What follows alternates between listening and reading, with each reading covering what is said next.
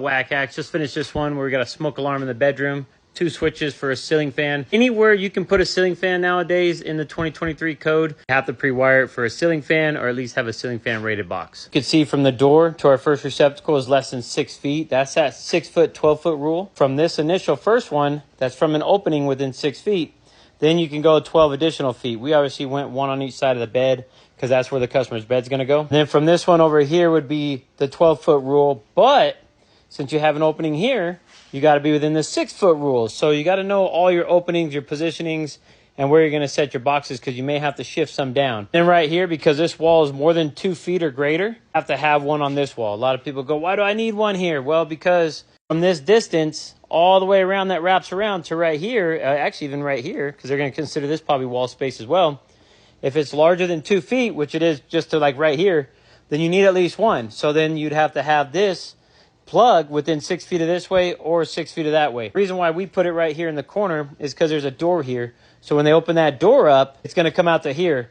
That's why we didn't put it behind the door. But there has been instances where if you got to put it behind the door, you got to put it behind the door.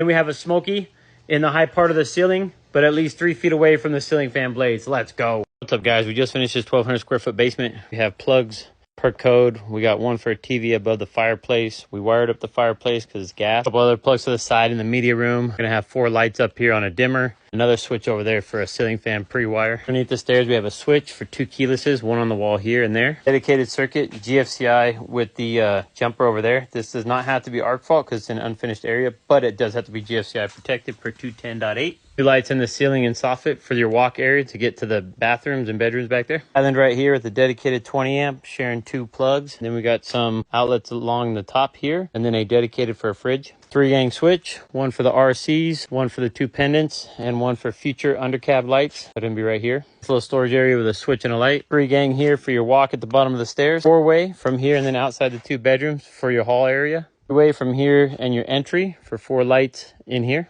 Switch for your keylesses in the mechanical room. And then here's our panel. Put it in the comments, is that too full? Should I upgrade this?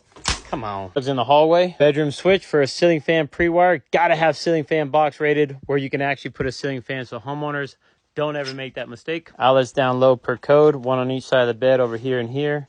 And one right there. Smoky inside the bedroom, CO smoke outside. Nice big old bathroom. 3 switches, one for the vanity, one for the shower light, exhaust fan. And then your dedicated 12-2 for your GFCI. Keep it on the right side so you don't interfere with that mirror, right? Last bedroom switch, ceiling fan pre-wire.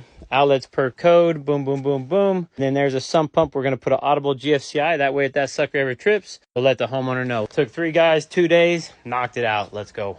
What's up, you whack hacks? Let's take a look at Chapter 2, Part 5 in the Comprehensive Guide to Passing the Electrical License Exam. That's where we go over series circuits. You're going to have some rules for your series circuits. You're going to use your peer chart that we went over before, which P equals watts, and that's additive. E equals voltage, which is additive. I equals amps. So that's going to stay the same all the way across the board. Then R is resistance, which is going to be additive in the series circuit rules. Also, don't forget your pi, your ear, which is why we do the peer, right? That's your Ohm's law. Let's jump over here to the problem. Here we have 12 volts, we have 3 resistance, 1 ohm, 2 ohms, and 3 ohms. Remember, those are additive. We could actually put our resistance as 6, our total. Now we just got to figure out what they are for peer 1, which is up here, peer 2, right here, peer 3, which is this guy right here, our peer total. Then I'm going to let you guys give me some numbers to plug in, and we're going to figure out this guy down here. Let's go.